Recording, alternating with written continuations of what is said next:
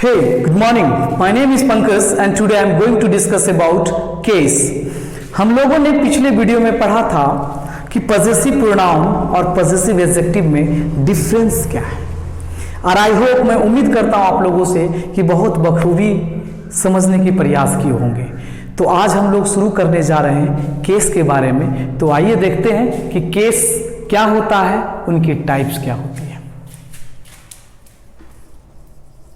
Case means कारक, हम लोग हिंदी में कारक बोलते हैं। और केस को 3 टाइप्स में डिवाइड किए हैं, यानी केस को 3 भागों में बांटा गया है। पहला सब्जेक्टिव केस,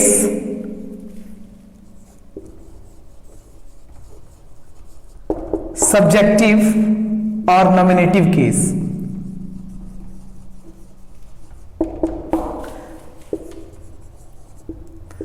सब्जेक्टिव और नॉमिनेटिव केस। दूसरा ऑब्जेक्टिव या एक्यूजेटिव केस, ऑब्जेक्टिव या एक्यूजेटिव।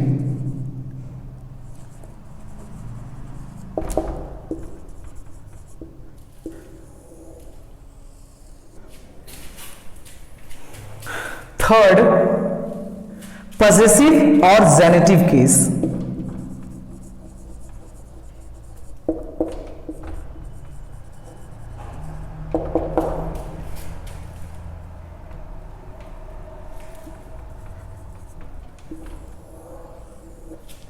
मैं एक बार रिकॉल करना चाहूंगा, केस को हम लोगों ने 3 भागों में डिवाइड किया है। पहला सब्जेक्टिव केस, नॉमिनेटिव केस।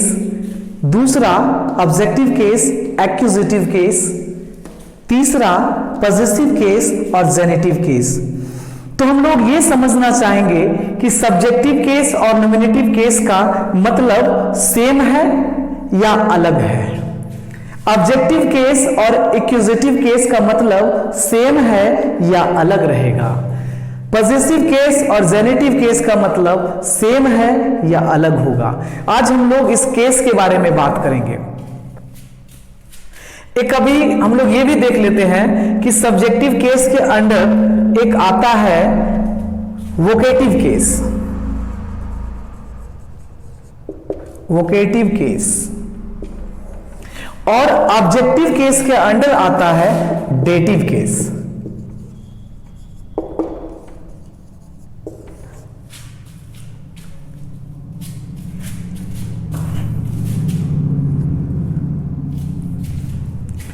अब हम लोग एक बार रिकॉल करते हैं शुरू से, फिर हम लोग आगे बढ़ेंगे। केस को हम लोगों ने 3 टाइप्स में डिवाइड किया, सब्जेक्टिव केस या नॉमिनेटिव केस, ऑब्जेक्टिव केस या एक्यूजेटिव केस, पॉजेसिव केस या जेनेटिव केस, वोकेटिव केस और डेटिव केस। चलिए इसको हम लोग देखते हैं एक एक करके। मैं पीछे हट जाता हूं, चाहे तो आप स्क्रीनशॉट ले लीजिए। सब्जेक्टिव, ऑब्जेक्टिव और पॉजेसिव केस को समझने से पहले हम लोगों को जानना पड़ेगा ऑब्जेक्ट के बारे में, कि कौन सी ऑब्जेक्ट डायरेक्ट होगी और कौन सी ऑब्जेक्ट इनडायरेक्ट होगी। तो पहले हम लोग ऑब्जेक्ट को समझ लेते हैं, उसके बाद फिर हम लोग केसेस को समझने की प्रयास करेंगे। तो आइए शुरू करते हैं ऑब्जेक्ट के बारे में।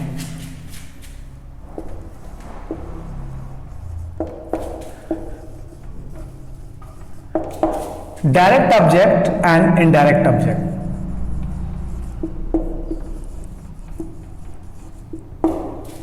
डायरेक्ट ऑब्जेक्ट क्या होगा और इनडायरेक्ट ऑब्जेक्ट क्या होगा, हम लोग समझने के प्रयास करेंगे एक स्टेटमेंट के माध्यम से।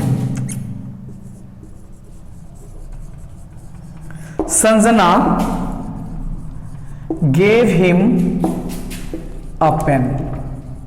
सबसे पहले हम लोग पार्सिंग कर लेते हैं साहब।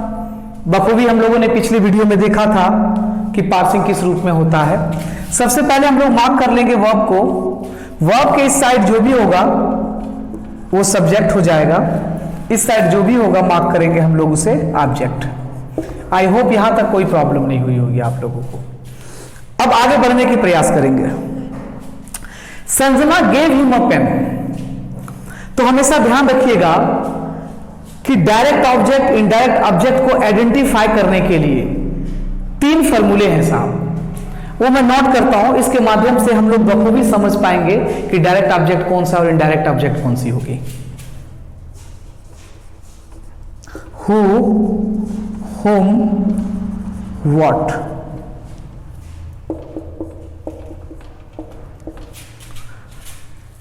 Who, whom, what। Sanjana gave him a pen। Sanjana जो है वो हिम को पेन देने की काम कर रहा है। संजना क्या कर रही है? पेन दे रही है। किसको? हिम को। किसने हिम को पेन दिया? सबसे पहले मार्क करेंगे who gave him a pen. Who gave him a pen. Pen कौन दिया? हिम को पेन कौन दिया? पेन देने का काम कौन कर रहा है? संजना कर रही है। तो संजना क्या है? सब्जेक्टिव केस, यानी कि सब्जेक्ट है। तो हु को हम लिख सकते हैं सब्जेक्ट। सब्जेक्ट क्या है? संजना।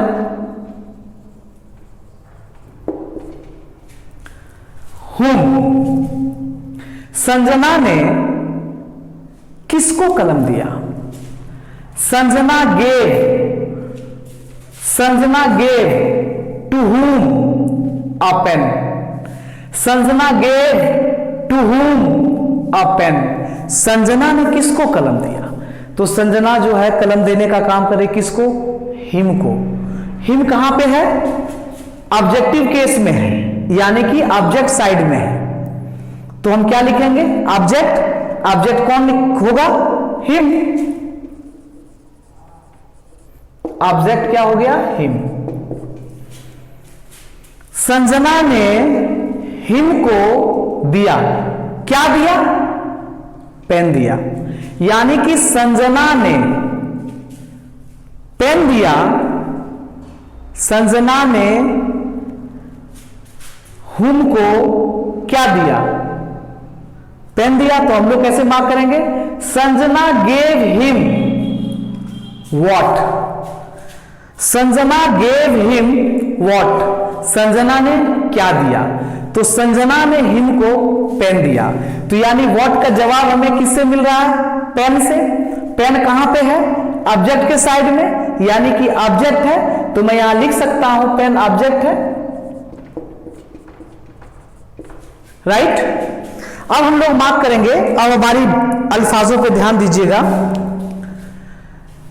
जिसका जवाब हमें हुम से मिले, जिसका जवाब हमें हुम से मिले उसे इनडायरेक्ट ऑब्जेक्ट कहते हैं, और जिसका जवाब हमें व्हाट से मिले उसे डायरेक्ट ऑब्जेक्ट कहते हैं। वंस अगेन, जिसका जवाब हमें हुम से मिले उसे इनडायरेक्ट ऑब्जेक्ट कहते हैं, और जिसका जवाब हमें व्हाट से मिले उसे डायरेक्ट ऑब्जेक्ट कहते हैं। आई होप बखूबी क्लियर हुई होगी। मैं पीछे हट जाता हूं, स्क्रीनशॉट ले लीजिएगा।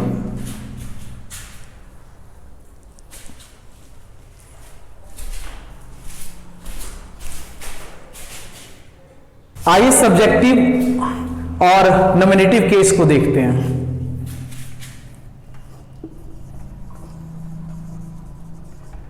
Subjective, nominative.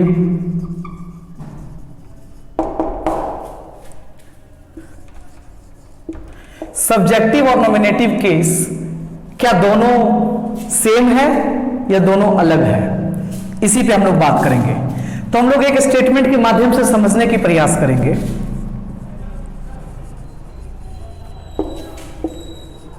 Sanjana gave him a pen. हम लोग मार्किंग कर लेते हैं पहले साफ। वर्ब, सब्जेक्ट, इधर जितने भी बच गए सारा के सारा ऑब्जेक्ट। सब्जेक्ट यानी कि सब्जेक्टिव केस को ही हम लोग सब्जेक्ट बोलते हैं। यानी कि सब्जेक्टिव केस को ही हम लोग सब्जेक्ट बोलते हैं। तो हम लोग लिख सकते हैं सब्जेक्ट बराबर क्या है, सब्जेक्ट में संजना। संजना क्या है, नॉमिनेटिव केस।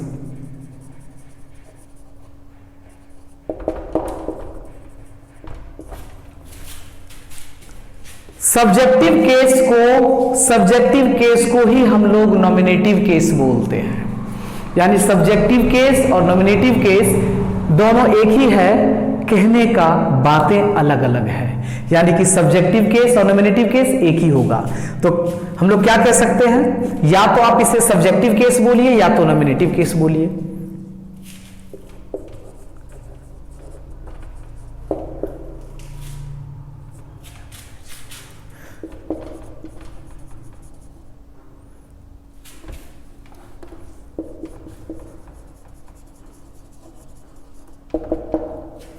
सब्जेक्टिव और नॉमिनेटिव केस,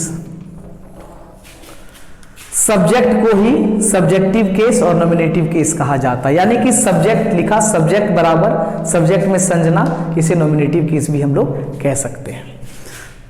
स्क्रीनशॉट ले लीजिएगा, मैं पीछे हट जाता हूं। आइए देखते हैं ऑब्जेक्टिव केस और एक्यूजेटिव केस।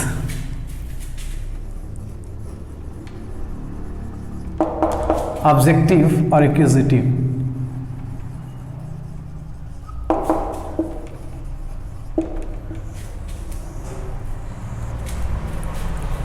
ऑब्जेक्टिव केस और एक्यूजेटिव केस नाम अलग अलग है लेकिन दोनों का मतलब सेम है। स्टेटमेंट के माध्यम से समझने की प्रयास करेंगे।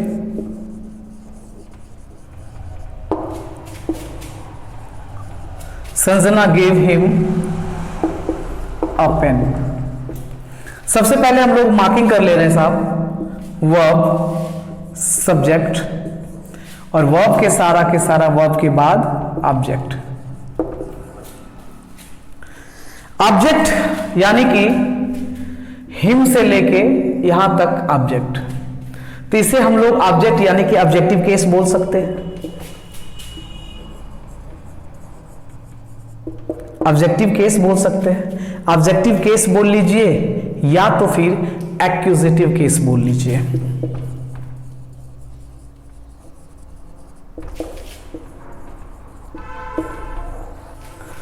ऑब्जेक्टिव केस को ही कहा जाता है एक्यूजेटिव केस।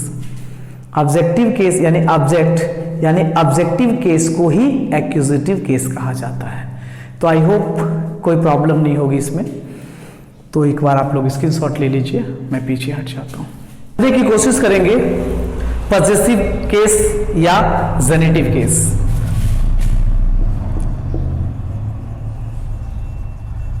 पॉजेसिव और जेनेटिव केस।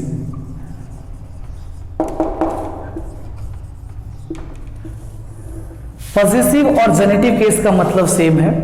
आप पॉजेसिव केस बोल लीजिए या जेनेटिव केस बोल लीजिए, दोनों का मतलब सेम है, दोनों अधिकार को दिखाता है। एग्जाम्पल के माध्यम से हम लोग समझने की प्रयास करेंगे।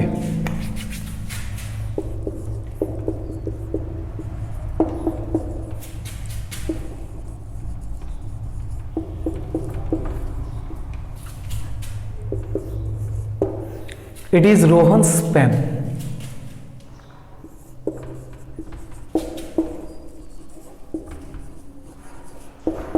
She is my sister.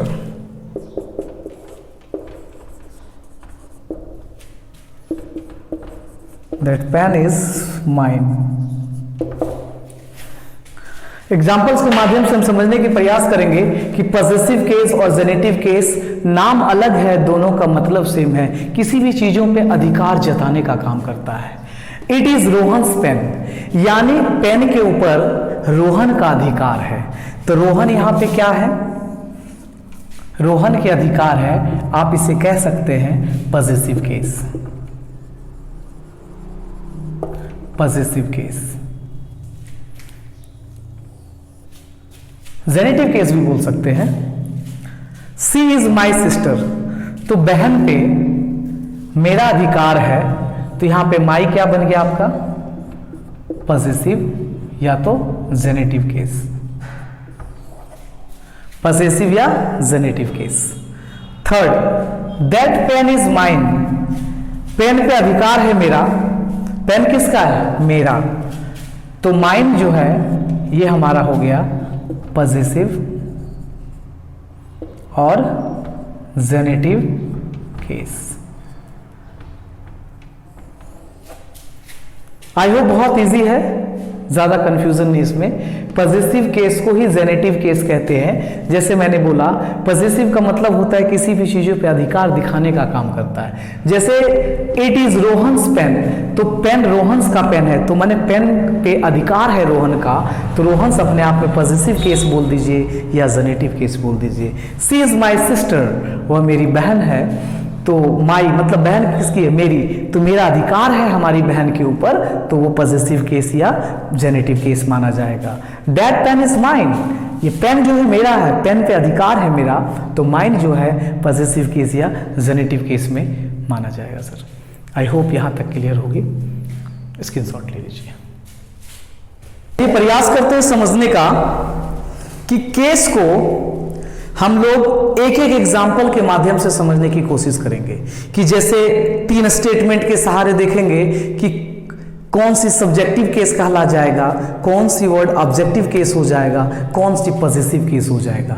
तो आइए शुरू करते हैं केस से। केस मैं पहला स्टेटमेंट लिखा, Rohan gave him a pen। दूसरा स्टेटमेंट,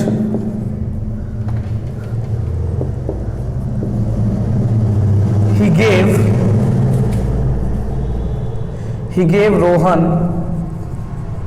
a pen। तीसरी statement, it is Rohan's pen. तो आइए समझने की प्रयास करते हैं कि जो पहली स्टेटमेंट है Rohan gave him a pen, दूसरे statement he gave Rohan a pen, तीसरी statement it is Rohan's pen. तो पहले स्टेटमेंट में रोहन क्या है साहब, दूसरी स्टेटमेंट में रोहन क्या है, और तीसरी स्टेटमेंट रोहन क्या है। तो पहले स्टेटमेंट में रोहन जो है वो सब्जेक्टिव केस या नॉमिनेटिव केस कह सकते हैं, क्योंकि रोहन सब्जेक्ट की जगह पे है। अब बात करें दूसरे स्टेटमेंट में, तो रोहन अपने आप में ऑब्जेक्टिव केस या एक्यूजिटिव केस कह सकते हैं, क्योंकि यहां पे रोहन ऑब्जेक्टिव केस में है। अब बात आती है तीसरे स्टेटमेंट का, यहां पे रोहन किसी चीज पे अपनी अधिकार दिखा रहा है, अपने अधिकार को बता रहा है। जैसे पेन पे अधिकार है रोहन का, तो यहां पे जो रोहन्स है यहां पे पजेसिव या तो जेनेटिव केस में कह सकते हैं साहब। आई होप ये इसमें समझने में कोई प्रॉब्लम नहीं हुई होगी, क्योंकि केस को हमने एक एक स्टेटमेंट के माध्यम से सब्जेक्टिव, ऑब्जेक्टिव और पजेसिव के बारे में जिक्र किया। जैसे कि रोहन यहाँ पे कौन सी केस में माना जाएगा, सेकंड स्टेटमेंट में रोहन कौन सी केस में माना जाएगा, और थर्ड स्टेटमेंट में रोहन्स क्या होगा। तो पहले स्टेटमेंट में सब्जेक्टिव केस में है, इसलिए यहाँ पे इसे हम सब्जेक्टिव या नॉमिनेटिव केस मानेंगे, और सेकंड स्टेटमेंट में रोहन ऑब्जेक्टिव केस के साइड है, इसलिए हम लोग कहेंगे कि रोहन जो है ऑब्जेक्टिव केस कह सकते हैं या तो एक्यूजिटिव केस कह सकते हैं, क्योंकि रोहन यहाँ ऑब्जेक्टिव केस में है। थर्ड स्टेटमेंट में रोहन जो है, रोहन अपना अधिकार दिखा रहा है पेन के ऊपर, यानी कलम के ऊपर रोहन के अधिकार है। जब रोहन से यहाँ अधिकार दिखा रहा है तो आपको मानना पड़ेगा, इसको कहना पड़ेगा कि ये पजेसिव और जेनेटिव केस में होगा साहब। तो आई होप यहाँ तक कॉन्सेप्ट क्लियर होगी। मैं पीछे हट जाता हूँ, एक बार आप स्क्रीनशॉट ले लीजिएगा sir.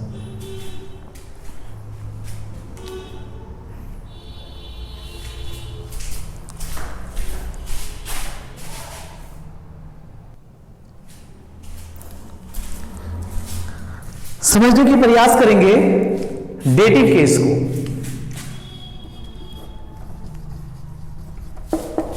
Dative case dative case को किसी भी स्टेटमेंट में किस रूप में समझा जाए, हम एक स्टेटमेंट के माध्यम से समझाने की प्रयास करते हैं साहब।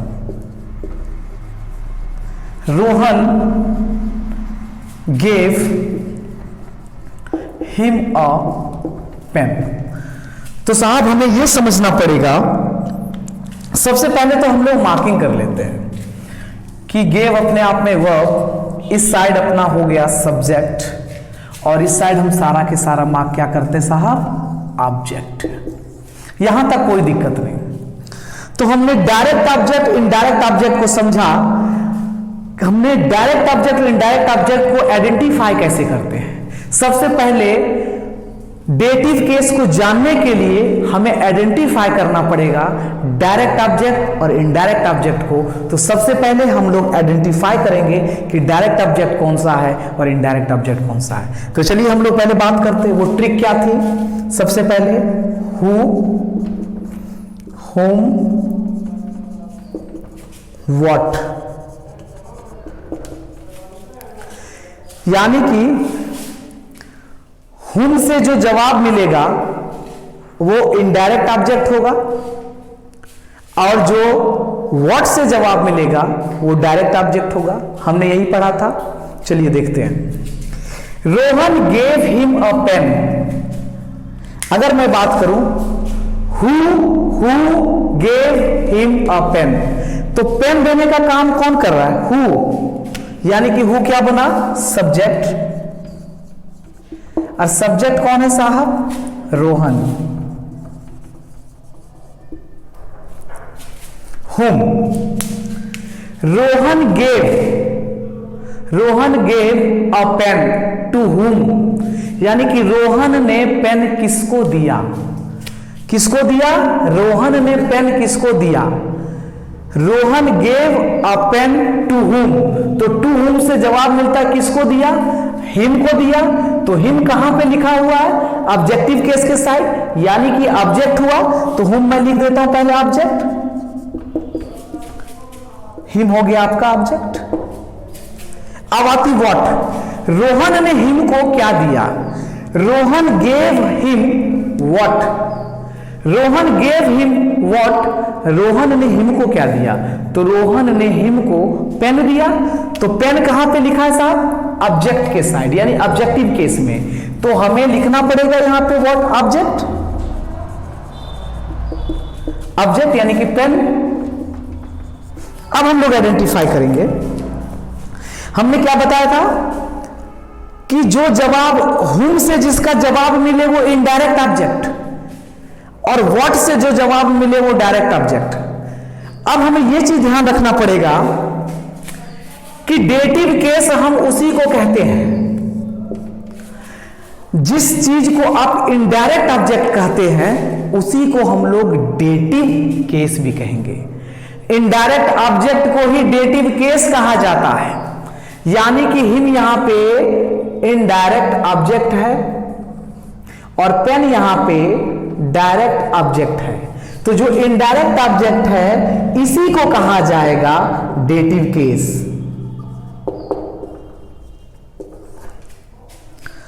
जिसका जवाब हमें हुम से मिले वो इनडायरेक्ट ऑब्जेक्ट कहलाता है, वही डेटिव केस भी कहलाता है। इनडायरेक्ट ऑब्जेक्ट को ही हम लोग डेटिव केस कहते हैं।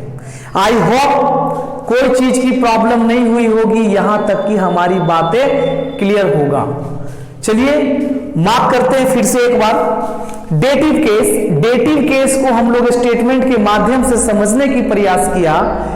Rohan gave him a pen, जिसका जवाब हमें हुम से मिले वो इनडायरेक्ट ऑब्जेक्ट, और जिसका जवाब हमें व्हाट से मिले वो डायरेक्ट ऑब्जेक्ट। इनडायरेक्ट ऑब्जेक्ट को ही हम लोग डेटिव केस कहते हैं साहब। आई होप क्लियर होगा। आप स्क्रीनशॉट ले लीजिए, मैं हट जाता हूं, फिर हम लोग आगे मार्क करेंगे। सर समझने की कोशिश करते हैं वोकेटिव केस को। आइए देखते हैं।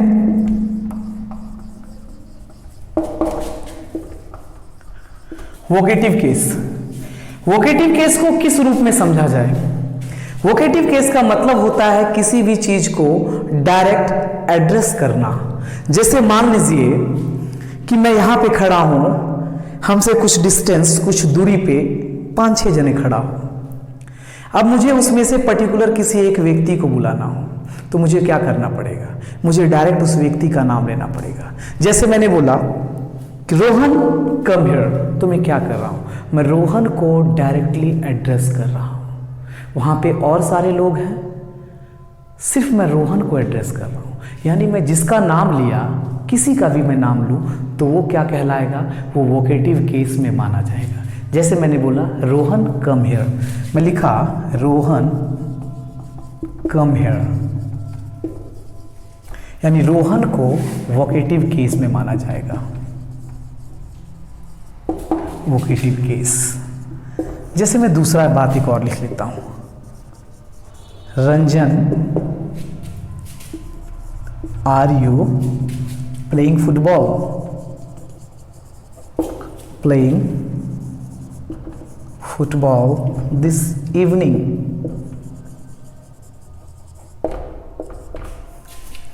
मैंने लिखा Ranjan are you playing football this evening, यानी कि मैं रंजन को यहां पे एड्रेस कर रहा हूं पर्टिकुलरली नाम लेके, तो ये माना जाएगा वोकेटिव केस।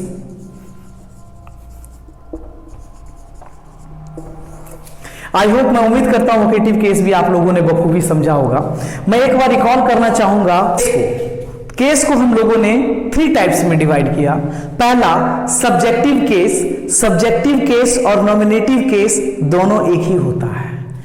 ऑब्जेक्टिव केस और एक्यूजेटिव केस दोनों एक ही है सर। पॉजिटिव केस और जेनेटिव केस दोनों का मतलब सेम है। सब्जेक्टिव केस के अंडर आता है साहब वोकेटिव केस, और ऑब्जेक्टिव केस के अंडर, ऑब्जेक्टिव केस के तहत माना जाता है डेटिव केस को। हम लोगों ने पढ़ा, ऑब्जेक्ट को भी हम लोगों ने देखा। ऑब्जेक्ट को हमने देखा 2 भागों में, एक डायरेक्ट ऑब्जेक्ट, दूसरी इनडायरेक्ट ऑब्जेक्ट। डायरेक्ट ऑब्जेक्ट किसे कहते हैं, इनडायरेक्ट ऑब्जेक्ट किसे कहते हैं? डायरेक्ट और इनडायरेक्ट ऑब्जेक्ट को कैसे आइडेंटिफाई करते हैं? किसी भी स्टेटमेंट में अगर 2 ऑब्जेक्ट हो तो एक आपका डायरेक्ट होगा, दूसरा आपकी इनडायरेक्ट होगा। तो हम लोग आइडेंटिफाई कैसे करेंगे? तो हम लोगों ने एक छोटा सा फॉर्मूला किया कि जिसका जवाब हमें हुन से मिल जाए, जिसका जवाब हमें हुन से मिल जाए वो इनडायरेक्ट ऑब्जेक्ट होगा, और जिसका जवाब हमें व्हाट से मिले वो डायरेक्ट ऑब्जेक्ट होगा। साहब, इनडायरेक्ट ऑब्जेक्ट को ही डेटिव केस कहते हैं। इनडायरेक्ट ऑब्जेक्ट को ही डेटिव केस कहते हैं। हम लोगों ने यहां तक की जो सफर कंप्लीट किया, आई होप, मैं उम्मीद करता हूं कि यहां तक कोई परेशानी नहीं आई होगी। अब मैं नेक्स्ट वीडियो में, यानी कि जो हमारी अगली वीडियो आएगी प्रोनाउन का, जिसमें कि हम लोग बात करेंगे रिफ्लेक्सिव प्रोनाउन के ऊपर, तो हम लोग आज का सफर यहीं कंप्लीट खत्म करना चाहेंगे sir. Thank you very much.